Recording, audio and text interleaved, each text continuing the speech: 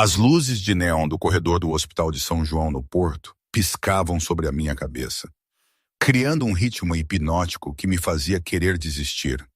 Era madrugada. Ou talvez já fosse manhã, não tinha a certeza. Os dias tinham se fundido numa pasta cinzenta de preocupação e cafeína barata.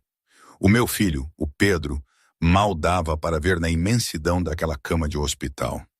Tão pequeno, tão frágil. Aquele ritmo constante dos monitores ao seu lado, eu já o conhecia de cor. Era a banda sonora dos meus pesadelos. Segurava-lhe a mão, com cuidado para não atrapalhar os fios do soro. Os seus dedos eram quentes, e o amor que me apertava o peito era uma dor física, mais intensa do que qualquer ferida. "Olá, meu puto", sussurrei, mesmo sabendo que ele não acordaria. "O pai está aqui." Estava ali na penumbra do quarto ao ouvir a respiração do meu Pedro, a ver os gráficos da máquina desenharem linhas de esperança e desespero. De repente, o meu telemóvel, o velho e rachado que mal segurava a bateria, vibrou no bolso. Quase não atendi. Devia ser mais um daqueles números a cobrar dívidas, ou um lembrete das contas que não conseguia pagar. Mas algo, talvez a própria exaustão, fez-me sair para o corredor e aceitar a chamada. A minha voz saiu rouca. "Alô?" A voz do outro lado era feminina, suave, com uma elegância que me fazia lembrar edifícios de vidro e aço em Lisboa, um mundo a anos-luz do meu. "Boa noite, senhor João. O meu nome é Ana Carvalho. A minha filha Sofia ficou esta noite sem carro perto da sua oficina. O senhor arranjou-lhe o pneu e avisou-a sobre os travões. Levei uns segundos para ligar os pontos, a minha mente a arrastar-se na neblina do cansaço. Ela está bem? Chegou a casa em segurança?" "Sim, graças a si", disse a Ana Carvalho. Havia uma estranha, mas sincera gratidão na sua voz. "Senhor João, pergunto-me se amanhã teria tempo para me encontrar. Gostaria de lhe agradecer devidamente e tenho uma proposta de negócios que gostaria de discutir." Os meus instintos gritaram: "Aviso!" Pessoas ricas não me ligavam à meia-noite com propostas de negócios. Isto era, com toda a certeza, uma armadilha. Ou talvez ela quisesse contratar-me como o seu mecânico pessoal, algo para o qual eu não tinha tempo nem energia. "Senhora Carvalho, agradeço a chamada, mas não preciso de agradecimentos. A sua filha estava em apuros, eu ajudei. É tudo." "Por favor", disse a Ana, e havia uma ponta de ferro por trás da cortesia. "Apenas 30 minutos do seu tempo. Amanhã de manhã, às 10h. O meu escritório fica no centro, na torre do Parque Miradouro. Prometo-lhe, senhor João, valerá a pena." Fechei os olhos, encostado à parede fria do corredor do hospital. Eu não tinha nada a perder. E talvez, só talvez, esta mulher conhecesse alguém que pudesse ajudar. Talvez tivesse contactos em bancos ou conhecesse médicos que trabalhassem com planos de pagamento. Era uma esperança desesperada, fina como papel, mas era tudo o que me restava. "Às 10h01, concordei, mas não posso demorar." "É tudo o que preciso", disse Ana. "Obrigada, senhor João. Descanse um pouco." Voltei para o quarto do Pedro, a mente a fervilhar com novas perguntas que se juntavam à pilha de impossibilidades que já lá estava. Sentei-me de novo na cadeira, segurando a mão do meu filho, e tentei não pensar em travões e pneus furados, e na forma como o universo parecia determinado a lembrar-me de tudo o que tinha perdido e de tudo o que ainda podia perder. Lá fora, pela janela, a chuva continuava a cair, lavando a cidade dos seus pecados, enquanto eu, João, velava ao lado do meu filho adormecido, a contar as horas que me restavam para encontrar um milagre. Mas, para chegar aqui, a este ponto de desespero e um telefonema tão estranho, eu tinha de voltar umas horas atrás. Aquela noite chuvosa. A chuva caía sem parar. Estava a arrumar a oficina em Vila Real, o cheiro a óleo de motor e café velho misturado com o cansaço que se acumulava depois de tantas noites em claro. As luzes fluorescentes da minha oficina piscavam, um sinal quase diário de que eu precisava de substituir alguma coisa.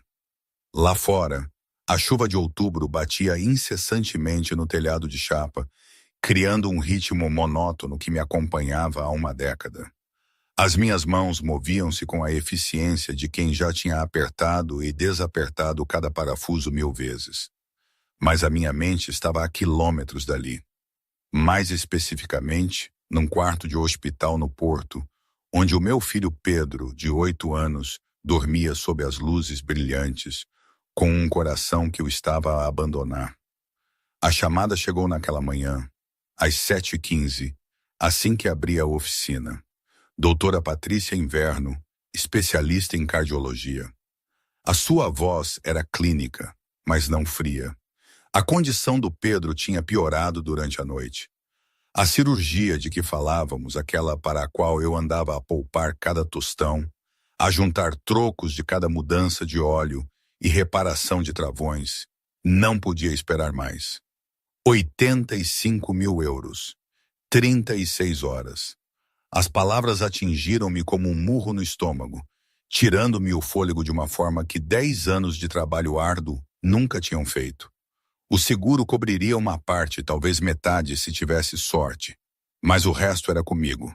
E eu, João, outrora um promissor engenheiro mecânico com um escritório de canto e um futuro, tinha agora exatamente 4.200 euros na minha conta poupança e uma pilha de avisos de atraso na minha gaveta. Passei o dia inteiro numa névoa de aritmética desesperada, a ligar a toda a gente de quem me conseguia lembrar. O banco foi educado, mas firme. O meu historial de crédito contava a história de alguém a sobreviver à tangente. Não de alguém em quem confiariam para um empréstimo avultado. Os meus antigos colegas da Alto Prata, cujos números eu guardava no telemóvel como relíquias de outra vida, ou não atenderam, ou ofereceram palavras de simpatia que não se traduziam em nada concreto. Às 3 da tarde, a comunidade da igreja juntou-se com corações genuínos e carteiras vazias e conseguiu angariar 3.000 euros. A minha vizinha, a senhora Lúcia, uma idosa de 70 e poucos anos, apertou-me um envelope amassado na mão, com lágrimas nos olhos. 500 euros do seu cheque da Segurança Social. Tentei recusar, mas ela fechou os meus dedos à volta do envelope com uma força surpreendente. Agora, às 9h43 de uma terça-feira, eu estava na minha última opção, que era, na verdade, nenhuma opção. Liguei para o departamento de cobranças do hospital e fui transferido 4 vezes antes de falar com alguém que apenas conseguiu repetir o que eu já sabia. Sem acordos de pagamento, o Pedro teria alta. Ofereceriam recomendações de cuidados paliativos, informações sobre hóspices. A mulher ao telefone parecia sinceramente arrependida, o que de alguma forma piorava tudo. Desliguei e fiquei 15 minutos no meio da minha oficina, a olhar para uma fotografia colada na minha caixa de ferramentas. O Pedro, aos 6 anos, sem 2 dentes da frente, a segurar uma chave inglesa quase tão grande quanto o seu braço, orgulhoso por ajudar o pai. Aquela fotografia tinha 3 anos, de antes de os primeiros sintomas surgirem, antes do diagnóstico que reescrevera todo o nosso mundo. A chuva intensificou-se. Apaguei as luzes do teto, pronto para fechar. A minha carrinha estava lá fora, velha mas fiável, à espera de me levar ao hospital para mais uma noite a dormir numa cadeira ao lado da cama do Pedro. Amanhã resolveria alguma coisa. Tinha de o fazer. A alternativa não era algo que a minha mente conseguia suportar sem se partir. Vesti o meu casaco, de couro gasto com um fecho que eu andava a adiar consertar, e estiquei a mão para o controlo da porta da garagem quando a ouvi. Um som que atravessou a chuva e o trovão do meu próprio desespero. A voz de uma rapariga, jovem e assustada, a chorar por ajuda. Saí para a chuva e vi-a de imediato.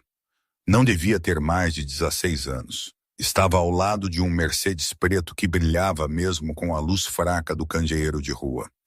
As suas roupas denunciavam que era de outro lado da cidade. Casaco caro, jeans de marca, o tipo de sapatos que custavam mais do que a minha renda mensal costumava ser. Mas nada disso importava, porque o seu rosto era uma máscara de puro pânico. O rímel escorria em riachos escuros pelas suas bochechas, enquanto a chuva lhe colava o cabelo à cabeça. O carro estava inclinado para um lado, o pneu dianteiro completamente furado. O telemóvel estava na mão, o ecrã escuro e inútil. "Por favor", disse ela quando me viu, a voz a quebrar na palavra. "O meu telemóvel morreu e não sei onde estou, e a minha avó está doente e preciso de ir para casa." As palavras saíram apressadas, cada uma a lutar por espaço. Eu podia ver as suas mãos a tremer, podia ouvir a histeria a insinuar-se na sua voz. Estava a uns 5 minutos de um ataque de pânico completo, e eu reconhecia aquele olhar porque eu tinha visto no espelho vezes suficientes ultimamente. "Está tudo bem", ouvi-me dizer, adotando o tom calmo que usava com o Pedro nas noites mais difíceis. "Vamos dar uma vista de olhos." Peguei no macaco e na chave de rodas lá dentro, sem me dar ao trabalho de vestir um casaco porque já estava encharcado. A rapariga, a Sofia, olhava-me com os olhos arregalados enquanto eu me ajoelhava ao lado do Mercedes, os meus joelhos a ficarem imediatamente molhados na poça de água que se formava à volta do pneu furado. A jante estava danificada. Provavelmente tinha batido num buraco com força e o pneu estava desfeito. Mas não foi isso que me fez sentir um nó no estômago. Enquanto trabalhava para levantar o carro, o treino a assumir o controlo, notei o tubo dos travões. Era velho, corroído, com uma pequena rachadura que vazava fluido num gotejo lento e constante que se misturava com a água da chuva. Esta rapariga não tinha tido apenas a sorte de ter um pneu furado. Tinha tido a sorte de o ter ali, agora, em vez de a 100 km/h na autoestrada, quando aqueles travões falhassem completamente. A minha mão estacou na chave, a minha mente, de repente, transportada 10 anos no tempo para outro sistema de travões. Outra falha que eu tinha notado e outra escolha que eu tinha feito que custara vidas. "É grave?" perguntou a Sofia. E percebi que tinha estado a olhar para o tubo dos travões por demasiado tempo. "O pneu eu consigo arranjar", disse com cuidado. "Mas os seus travões, não pode conduzir este carro enquanto não forem reparados. Não é seguro." Olhei para ela, a chuva a escorrer pelo meu rosto. "Onde vive? Chamo-lhe um táxi ou um Uber depois de pôr o pneu sobressalente." "Serra da Estrela", disse ela, nomeando uma zona onde as casas começavam nos 2 milhões de euros. Mantive a minha expressão neutra, focado em desapertar as porcas das rodas. Claro, ela era da Serra da Estrela. Claro, este Mercedes provavelmente custava mais do que eu ganharia em 5 anos. O universo tinha um senso de humor cruel, às vezes, mostrando-me exatamente o que eu não podia ter, o que o meu filho não podia ter, exatamente quando eu estava no meu ponto mais baixo. Troquei o pneu em quase silêncio, os meus movimentos eficientes apesar da chuva e da escuridão. A Sofia tinha recuado para debaixo do pequeno beiral da minha oficina, a observar-me a trabalhar com uma mistura de gratidão e medo persistente. Quando terminei de baixar o carro e apertar as porcas em cruz, levantei-me e limpei as mãos nas minhas calças já sujas. "Obrigada", disse a Sofia. E havia algo na sua voz que me fez olhá-la devidamente. Ela não era apenas uma miúda rica e mimada. Era uma adolescente assustada de 16 anos que se tinha perdido e ficado sem carro numa zona que provavelmente a aterrorizava, cuja avó estava doente, que precisava de ajuda. Assim como o Pedro precisava de ajuda. Assim como toda a gente precisava de ajuda, às vezes. "Ouça-me", disse eu com a voz firme. "Prometa-me que vai arranjar esses travões antes de voltar a conduzir este carro. Não amanhã, não na próxima semana. Imediatamente mande-o para uma oficina, se precisar. Entendeu? A Sofia assentiu, algo na minha intensidade a quebrar o seu alívio. Alguém está à sua espera em casa, continuei, agora mais suave. Eles precisam que chegue lá em segurança. A Sofia tirou a carteira, extraindo várias notas com as mãos trêmulas. Quanto lhe devo pelo pneu? Nada, disse eu, já a virar-me para a minha oficina. E apenas chegue à casa em segurança e arranje esses travões. Ouvi-a protestar atrás de mim, mas continuei a andar, de repente desesperado para ficar sozinho com os meus pensamentos e a minha dor e a aritmética impossível da minha situação. Tinha desperdiçado 30 minutos que não tinha. Fiquei encharcado sem dinheiro. E agora ia chegar tarde ao pé do Pedro. Espere, gritou a Sofia. Pelo menos diga-me o seu nome. A minha mãe vai querer agradecer-lhe. Fiz uma pausa à porta da oficina, o cansaço a pesar em cada músculo. João, disse sem me virar. Oficina Alto João. Mas não preciso de agradecimentos. Apenas tenha cuidado lá fora. Ouvi a porta do Mercedes fechar-se, ouvi o motor arrancar e depois o som dos pneus caros a afastarem-se na chuva. Fiquei ali por um longo momento, a água a escorrer do meu cabelo e da minha barba, antes de finalmente entrar para pegar nas minhas coisas. A viagem para o hospital foi um borrão de estradas molhadas e luzes vermelhas. A minha mente continuava a voltar para aquele tubo dos travões, para o rosto da Sofia quando ela percebera que estava segura, para a forma como ela dissera que alguém a estava à espera em casa. O Pedro também estava à espera, de uma maneira diferente. O seu pequeno corpo a lutar uma batalha que estava lentamente a perder. Agarrei o volante com mais força, os meus nós dos dedos brancos à luz do tablier. 36 horas, 85 mil euros. Uma equação impossível com a vida do meu filho como variável. Aqui, preciso de interromper um pouco a história. É estranho, não é? A forma como a vida nos atira para certas situações.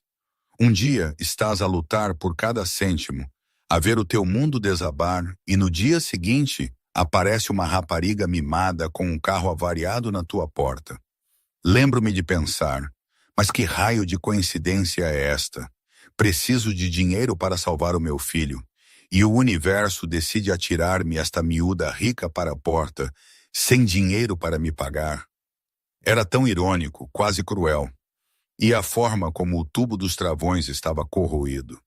Se eu não estivesse tão mergulhado no meu próprio inferno, teria achado a ironia quase engraçada. Era como se a vida me estivesse a dar uma última chance para fazer o certo, mesmo que eu não percebesse na altura. Mas quando estamos a afogar-nos, é difícil ver as boias de salvação ou as ironias. Só vemos a água e a escuridão. Às vezes, as coisas mais importantes acontecem quando menos esperamos, ou talvez quando estamos no nosso limite absoluto, e o universo decide intervir de forma absurda. Volto à história, mas juro que estas coisas nos fazem questionar tudo. A manhã chegou cinzenta e fria. A chuva finalmente parou, mas deixou tudo a pingar e encharcado. Eu consegui dormir talvez umas 2 horas na cadeira, antes que uma enfermeira entrasse para verificar os sinais vitais, às 6 da manhã. O Pedro acordou então, atordoado e pálido, mas sorriu quando me viu. E esse sorriso valia todas as noites sem dormir. Partilhamos o pequeno almoço da cafetaria do hospital, papas de aveia que o Pedro empurrava mais no prato do que comia, e falamos de coisas sem importância. O Pedro queria saber se o pai tinha arranjado carros espetaculares no dia anterior. Eu contei-lhe sobre o Mercedes, omitindo o medo e o desespero, fazendo com que parecesse apenas mais um trabalho. Às 9h30, beijei a testa do Pedro e prometi voltar em breve. Tinha ligado à senhora Lúcia para ficar com o Pedro por algumas horas, e ela chegou com um saco dos livros preferidos do Pedro e uma determinação feroz de manter o menino entretido. Conduzi a minha carrinha para o centro de Lisboa, sentindo-me cada vez mais deslocado à medida que os edifícios ficavam mais altos e mais brilhantes. A torre do Parque Miradouro era toda de vidro e aço, o tipo de edifício que parecia projetado para intimidar qualquer pessoa que ganhasse menos de 6 dígitos. O átrio era de mármore e cromado, ecoando os passos de homens e mulheres em fatos que custavam mais do que a minha hipoteca mensal costumava ser quando eu ainda tinha uma casa.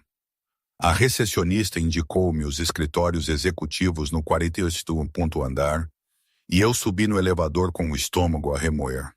Estava a usar as minhas jeans mais limpas e uma camisa que tinha engomado na casa de banho do hospital, mas ainda cheirava ligeiramente a óleo de motor e sentia-me um impostor neste mundo de poder e dinheiro. As portas do elevador abriram-se para uma área de recepção de elegância discreta. Paredes cinzentas suaves, arte moderna que provavelmente custava uma fortuna. Móveis que pareciam esculturais e profundamente desconfortáveis. Senhor João, uma mulher na casa dos 30 aproximou-se com um sorriso profissional. A senhora Carvalho está pronta para o receber. Por aqui. Seguia por um corredor ladeado de prêmios e fotografias.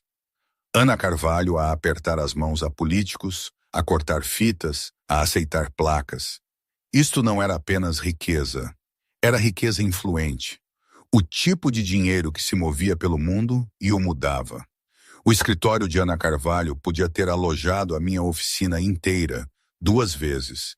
Janelas do chão ao teto davam para a cidade, a luz da manhã filtrada por nuvens claras. Ela levantou-se quando entrei e eu tive a minha primeira visão real dela. Final dos 40, talvez.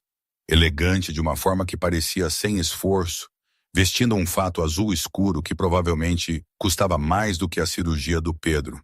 Mas foram os seus olhos que me prenderam. Inteligentes, perspicazes, mas com algo mais suave por baixo. Ela tinha perdido alguém, percebi, com o instinto de alguém que conhecia a dor intimamente. Ela carregava-a como eu, na forma cuidada como se mantinha, na ligeira hesitação antes do seu sorriso. Senhor João, disse ela estendendo a mão, obrigada por ter vindo. O seu aperto de mão era firme, confiante. Ela gesticulou para uma cadeira do outro lado da sua secretária, de couro e provavelmente ergonomicamente perfeita. Sentei-me, sentindo os calos nas minhas mãos agarrarem-se ao apoio de braço liso. Senhora Carvalho, comecei. Agradeço que queira agradecer, mas... Por favor, deixe-me terminar, interrompeu ela gentilmente. A Sofia contou-me tudo. Como estava a fechar, como podia facilmente tê-la mandado embora, como não só lhe arranjou o pneu, mas verificou o carro inteiro e descobriu o problema dos travões. Ela inclinou-se ligeiramente. O mecânico para quem enviei o Mercedes esta manhã confirmou o que o senhor disse. Os tubos dos travões estavam severamente corroídos. Mais uma semana, talvez menos, e teriam falhado catastroficamente. Ela fez uma pausa e eu vi as suas mãos apertarem-se na secretária. O senhor salvou a vida da minha filha, senhor João. Não apenas por trocar um pneu, mas por dedicar tempo a verificar tudo. Por fazer o trabalho bem, mesmo sem ter motivo para o fazer. Fiz o que qualquer um faria, disse eu, desconfortável com a sua intensidade. É aí que o senhor está enganado, disse Ana. A maioria das pessoas não o teria feito. Teria trocado o pneu e mandado-a embora. Mas o senhor não o fez, e quero saber por quê. Ela recostou-se a estudar-me. A Sofia disse que o senhor lhe disse que alguém a esperava em casa. Disse-o como se significasse algo pessoal. Senti a garganta apertar. Toda a gente tem alguém à espera. Toda a gente é importante para alguém. Ana assentiu lentamente. Fiz a minha pesquisa sobre o senhor João. Espero que não se importe. É um hábito de anos de negócios. O senhor trabalhava para a Auto Prata, engenheiro mecânico principal. Estava a ser preparado para a gestão. Depois, há 10 anos, demitiu-se subitamente. sem referências, sem outra posição à vista. Abriu a oficina Alto João há 8 anos. Trabalha sozinho. Tem um filho, o Pedro, de 8 anos. Ela fez uma pausa e algo brilhou no seu rosto. Também sei que o Pedro está atualmente no Hospital Geral do Distrito, Unidade Cardíaca Pediátrica. Levantei-me bruscamente, a raiva a cintilar através do meu cansaço. As informações médicas do meu filho são privadas. A senhora não tinha o direito. Sente-se, senhor João. Não foi um pedido. A voz de Ana carregava uma autoridade que me fez parar, apesar de mim mesmo. Não acedi a registros médicos. Apenas sei o hospital para onde vão as crianças com doenças cardíacas graves. A Sofia mencionou que parecia exausto, preocupado. Juntei as peças. Ela levantou-se também, indo até a janela. Quero oferecer-lhe um emprego. A minha empresa desenvolve tecnologia de segurança automóvel. Precisamos de consultores que entendam de sistemas mecânicos, que levem a segurança a sério.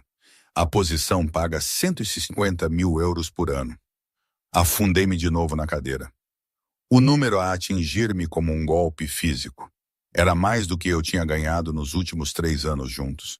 Era o dobro da cirurgia do Pedro. Qual é o senão? Não há senão, disse Ana, mas preciso de uma verificação de antecedentes, referências de empregadores anteriores, e o contrato não começaria por 2 semanas. Ela virou-se para me olhar. Isso será um problema? Tudo dentro de mim gelou. A verificação de antecedentes revelaria por que tinha deixado a Alto Prata. As referências seriam impossíveis. Eu tinha queimado essas pontes quando me demiti, e 2 semanas eram 14 dias demasiado tarde. Levantei-me novamente, desta vez em direção à porta. Agradeço a oferta, senhora Carvalho, mas preciso de ir. Senhor João, espere. A voz de Ana deteve-me à porta. Se for por causa do tempo, se precisar que a posição comece mais cedo... Não é por causa do tempo, disse eu, e estava tão cansado de carregar este peso sozinho. É pelo fato de eu não o merecer. Não mereço a sua bondade, nem a sua oferta de emprego, nem os seus agradecimentos. Virei-me para lhe encarar e algo partiu dentro de mim. O meu filho precisa de cirurgia. 85 mil euros. Tenho talvez 8 mil euros no total se vender tudo o que possuo. Tenho horas, não semanas. E não posso aceitar a sua caridade, especialmente não de si. Por que, especialmente não de mim? Perguntou Ana baixinho. Porque não sou uma boa pessoa, senhora Carvalho. Sou apenas alguém a tentar consertar erros que não podem ser consertados. A minha mão estava no puxador da porta, pronto para correr como tinha corrido durante 10 anos. Obrigado pela oferta. Lamento ter desperdiçado o seu tempo. O senhor trabalhou nos sistemas de travões na Alto Prata? A pergunta de Ana foi suave, mas parou-me. É por isso que verificou os travões da Sofia com tanto cuidado. Porque trabalha sozinho numa pequena oficina em vez de noutra grande empresa. Fiquei paralisado, de costas para ela, a mão a tremer no puxador da porta. Podia ir embora agora, sair, deixá-la pensar o que quisesse. Mas eu estava tão cansado de correr, tão cansado de carregar isto sozinho. E talvez fosse hora de alguém saber a verdade sobre o que eu tinha feito. Sim, disse eu, a minha voz mal um sussurro. Trabalhei nos sistemas de travões. Fui engenheiro principal num novo projeto. Estávamos atrasados. Os executivos estavam a pressionar muito. E eu descobri uma falha. O silêncio no escritório era absoluto. Virei-me para Ana, encarando os seus olhos. Era pequena, um problema de tolerância de projeto que podia levar a um desgaste prematuro sob certas condições. O meu supervisor disse que provavelmente estava tudo bem, que o monitorizaríamos após a produção. Ele disse-me para não atrasar o lançamento por algo que podia ser nada. A minha voz estava firme agora, objetiva, a recitar os factos do meu maior fracasso. Eu tinha 28 anos, queria a promoção, queria o escritório de canto e o aumento e o prestígio. Então, assinei. Aprovamos o projeto. O que aconteceu? Perguntou Ana, e a sua voz estava estranha agora, tensa e controlada. 6 meses depois de os carros entrarem em produção, houve um acidente na autoestrada perto de Lisboa. Os tubos dos travões falharam num sedã de 2 anos. O condutor era um homem chamado João Carvalho. Ele tinha uma filha de 10 anos no carro com ele. Desviou-se para evitar bater no separador central quando os travões falharam, mas corrigiu em excesso. Os meus olhos estavam secos para além das lágrimas. Já as tinha chorado todas há anos. Ele bateu numa barreira de cimento a 110 km/h. Foi morto instantaneamente. A filha sobreviveu com ferimentos ligeiros. E eu matei-o, não com as minhas mãos, mas com o meu silêncio, com a minha ambição, com a minha cobardia. O rosto de Ana ficou completamente branco. Ela apertou a borda da sua secretária e eu vi os seus nós dos dedos ficarem sem sangue. O que acabou de dizer? João Carvalho, repeti e vi a compreensão a surgir como uma explosão nuclear nas feições de Ana. Esse era o seu marido, o pai da Sofia. É por isso que não posso aceitar o seu dinheiro, nem o seu emprego, nem nada de si. Eu já lhe tirei a coisa mais importante que tinha. Por um longo momento, Ana não se moveu, não respirou. Depois, sentou-se com muito cuidado na sua cadeira, os seus movimentos precisos e controlados. O senhor está a dizer-me, disse ela, e a sua voz era gelo sobre fúria, que é responsável pela morte do meu marido, que sabia que havia um problema e não disse nada. Sim, disse eu simplesmente. Não havia mais nada a dizer. Demiti-me no dia seguinte ao relatório do acidente. Não conseguia voltar lá. Não conseguia suportar ver aqueles sistemas de travões em produção sabendo o que tinham feito. Perdi a minha casa, a minha carreira, tudo. Mudei-me para Vila Real e abri uma oficina porque era tudo o que podia fazer. Porque pensei que talvez se passasse o resto da minha vida a consertar carros da maneira certa, a verificar tudo 2 vezes, sem nunca cortar cantos, talvez pudesse de alguma forma equilibrar a balança. Eu ri amargo e quebrado, mas não se pode equilibrar essas balanças. E agora o meu filho está a morrer e eu não tenho dinheiro nem tempo. E pensei que talvez tivesse alguma ligação ou ideia que pudesse ajudar. Mas não tem, porque sou a pessoa que destruiu a sua família e não tenho o direito de lhes pedir nada. Ana olhou para mim e eu pude ver a guerra acontecer por trás dos seus olhos. Dor e raiva e choque. Tudo a lutar pela dominância. Saia, disse ela finalmente, a voz a tremer. Saia do meu escritório. Eu assenti. Esperava isso. Merecia isso. Estava a meio caminho da porta quando ela falou novamente. Espere. Voltei. Ana estava de pé agora, o corpo rígido de tensão.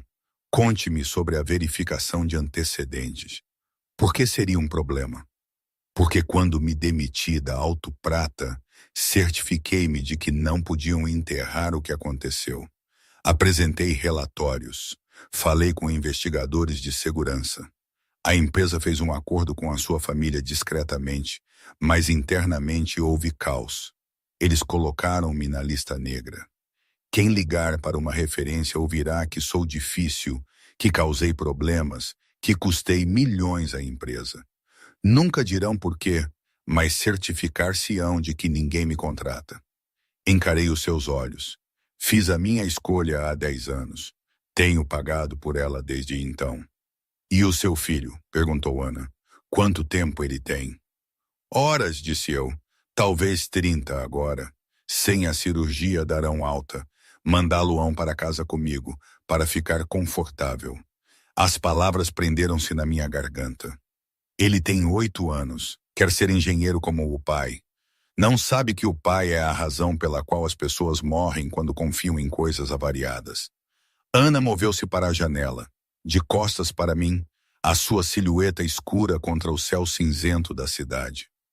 O meu marido, João, era um bom homem, disse ela suavemente. Gentil, divertido, brilhante. A Sofia adorava-o. Devíamos envelhecer juntos, ver a nossa filha formar-se e ter netos. Em vez disso, tive de o enterrar e explicar a uma criança de 10 anos porque o pai não voltaria para casa. Ela virou-se e eu vi lágrimas no seu rosto agora, embora a sua voz permanecesse firme. Durante 10 anos quis alguém para culpar, alguém para odiar. A empresa deu-me dinheiro e desculpas, mas nunca responsabilidade. E agora aqui está o senhor no meu escritório a dizer-me que é o responsável. Eu sou, disse eu. O senhor também é quem salvou a Sofia ontem à noite, continuou Ana. O senhor impediu que a minha filha tivesse o mesmo destino que o pai. Poderia ter apenas trocado aquele pneu e ido embora. Mas não o fez. Verificou tudo porque aprendeu. Aprendeu com o pior erro da sua vida e mudou. Ela limpou os olhos com movimentos precisos. Tenho uma escolha agora, Sr. João. Posso escolher agarrar-me a 10 anos de raiva. Posso escolher deixá-lo sair daqui sem nada. Deixar o seu filho morrer. Chamar-lhe karma ou justiça ou o que quer que facilite o sono à noite.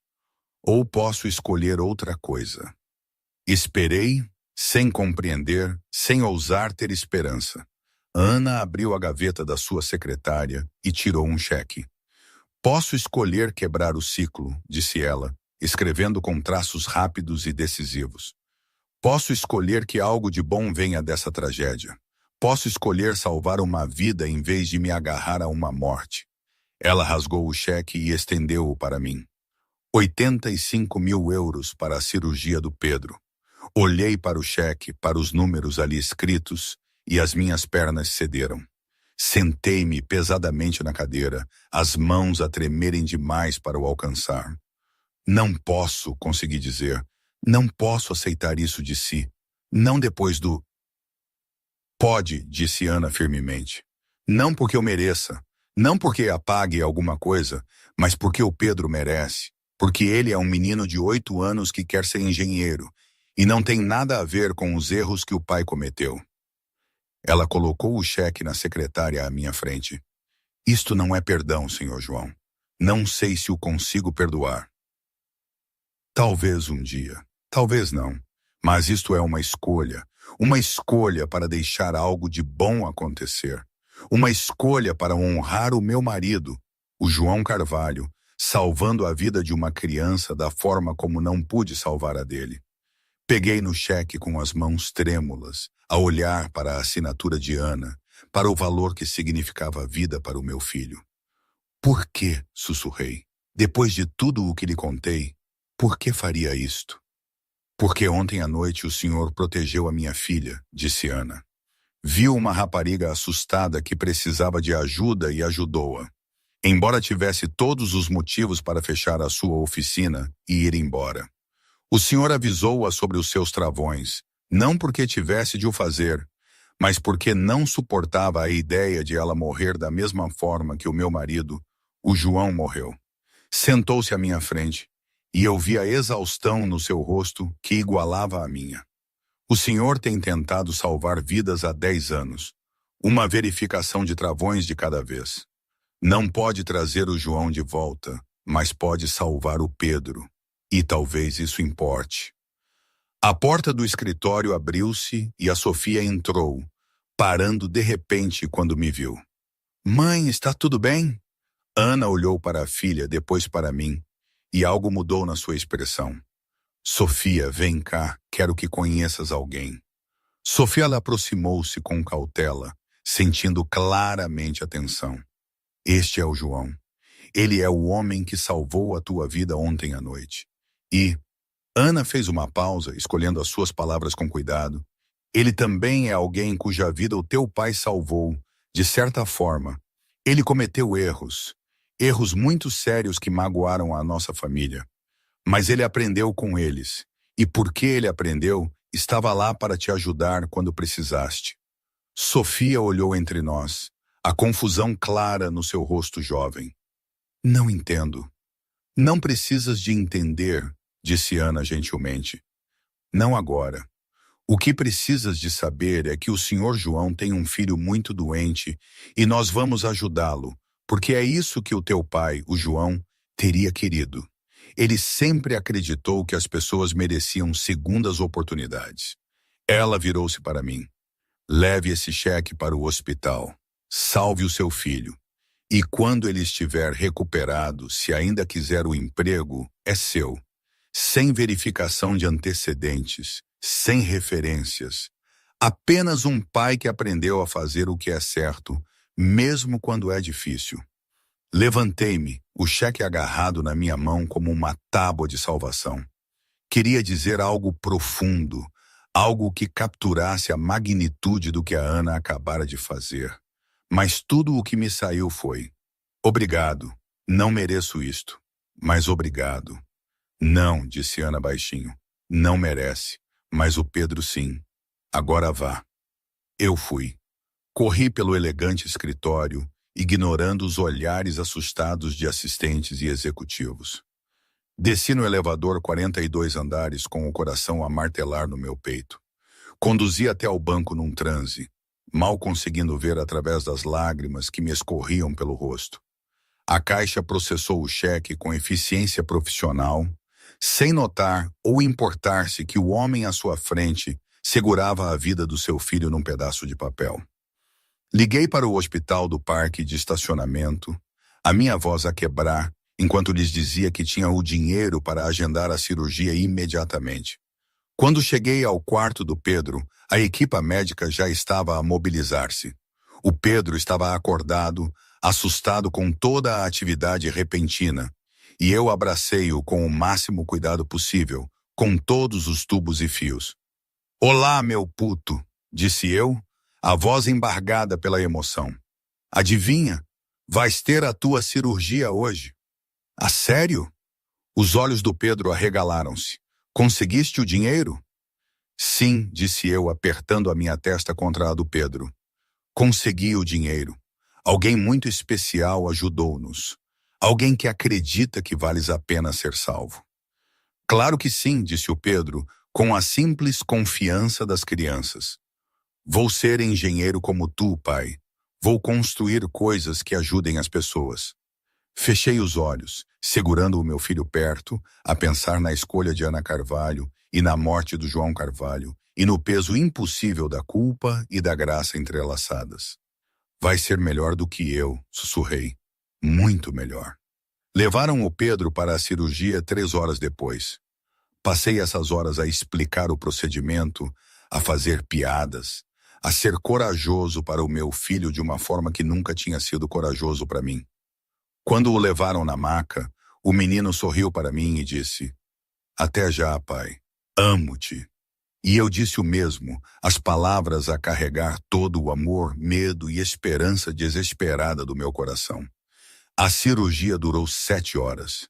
Andei de um lado para o outro na sala de espera, incapaz de me sentar, incapaz de pensar em algo além do Pedro naquela mesa de operações, cirurgiões a trabalhar para consertar o coração partido do meu filho. A senhora Lúcia ficou comigo nas primeiras horas. Depois teve de ir à sua consulta médica.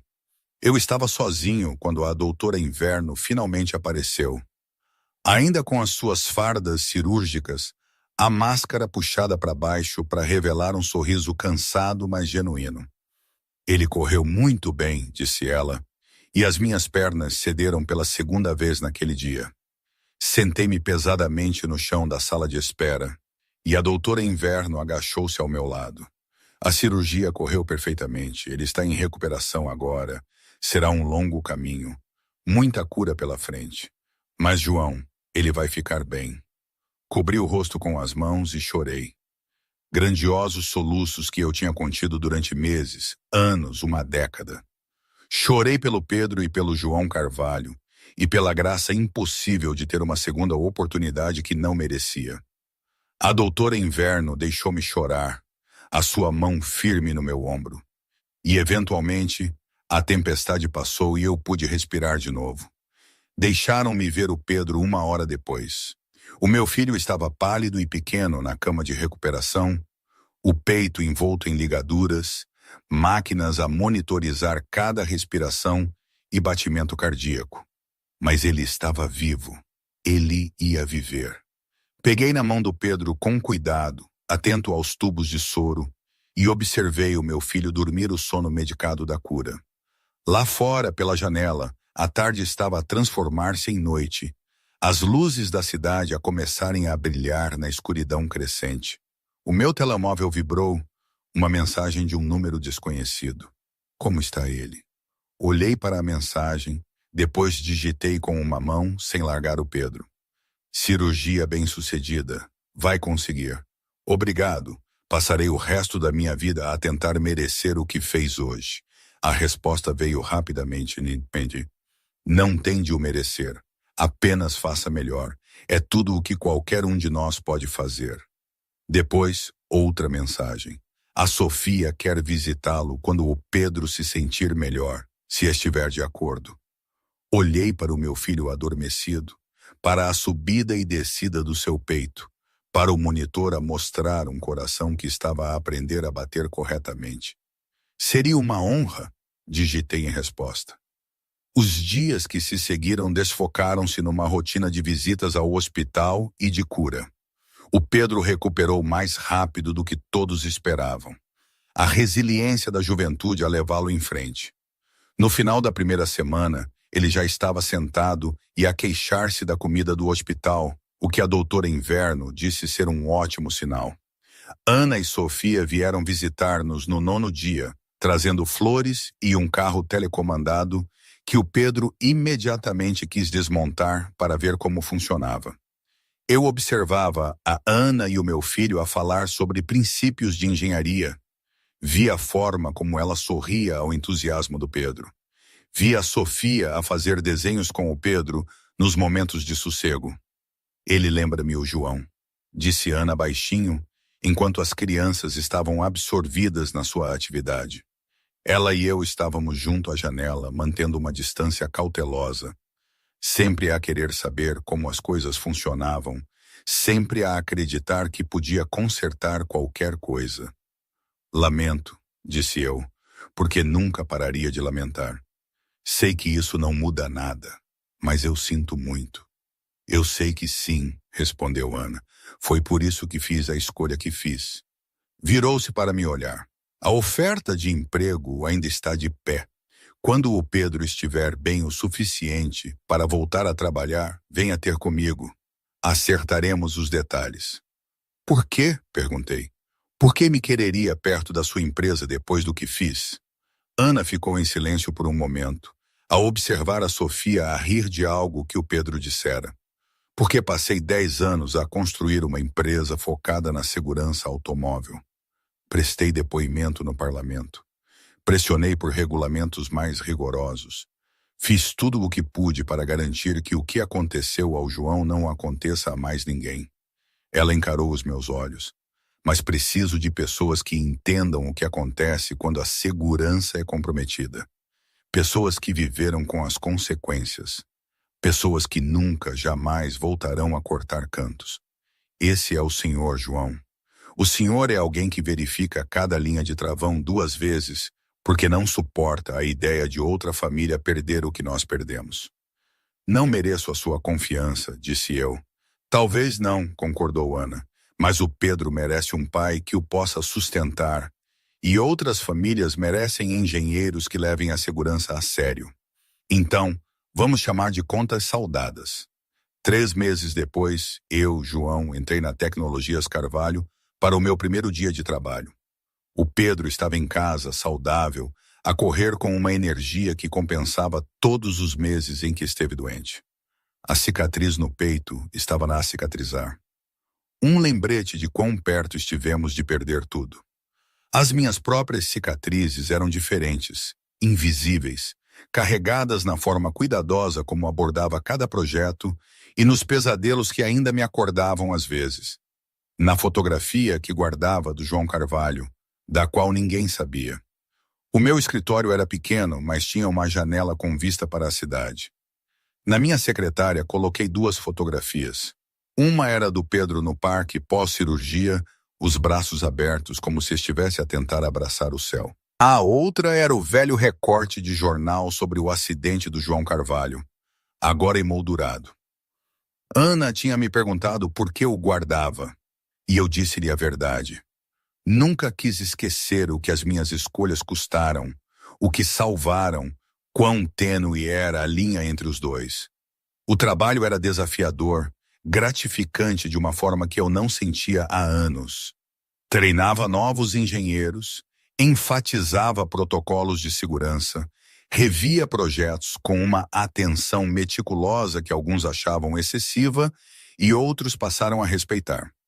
Construí parcerias com agências reguladoras, pressionei por padrões de segurança mais rigorosos e todas as noites ia para casa ter com o Pedro, sabendo que tinha passado o dia a tentar proteger o filho de outra pessoa da forma como falhara em proteger o João.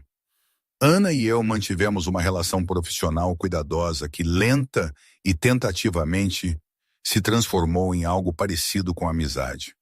Não o tipo fácil, mas o tipo difícil, construído na verdade e na escolha, e no reconhecimento de que algumas feridas nunca cicatrizam completamente, mas podem ser vividas.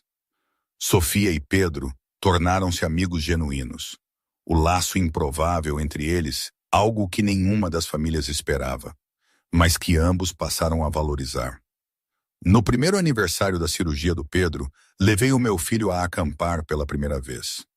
O Pedro estava forte o suficiente agora, autorizado pelos seus médicos, a saltar de excitação enquanto montávamos a nossa tenda nas montanhas da Gerês.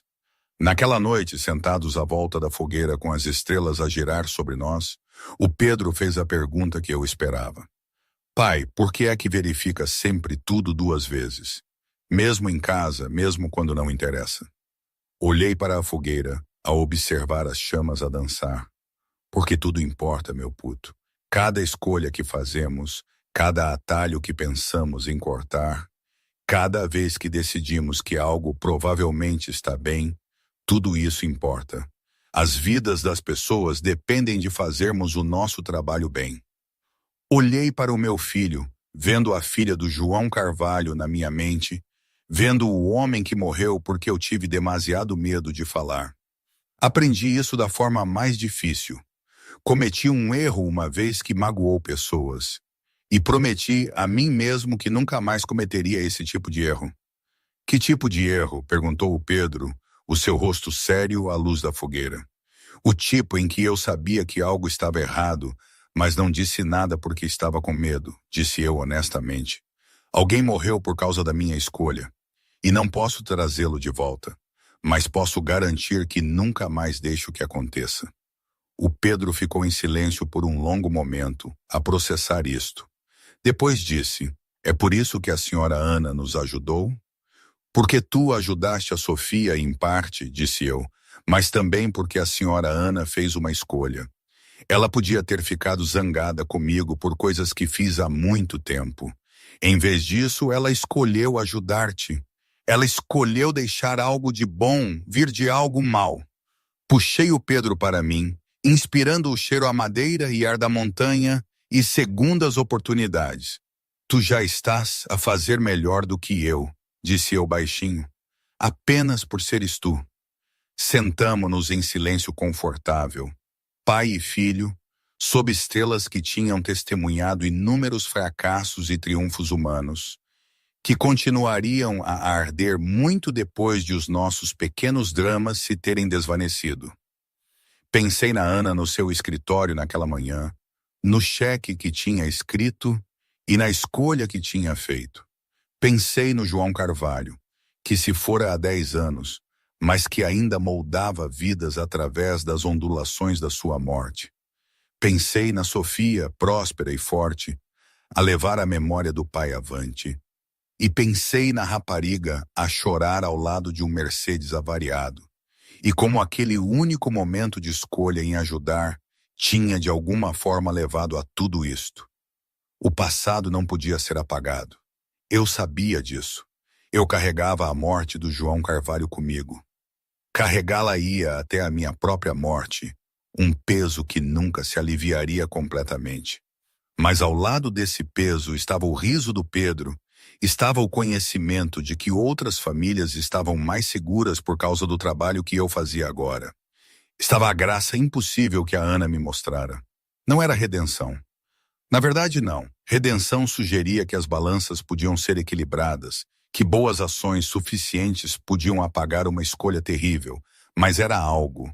Era viver com propósito, verificar os tubos dos travões e ensinar jovens engenheiros, e garantir que o meu filho crescia a entender que cada detalhe importa, que cada escolha ecoa. Fechei os olhos naquela noite na tenda ao lado do meu filho adormecido, ao ouvir a respiração constante do Pedro e os sons noturnos da floresta.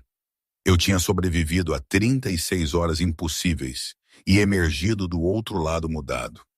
Tinha confessado o meu pior pecado à pessoa que mais tinha magoado e recebido não o perdão, mas algo mais raro, a escolha de seguir em frente. Nunca esqueceria o que custara a Ana e a Sofia, mas podia honrá-lo garantindo que o Pedro crescia com os valores que eu aprendera demasiado tarde.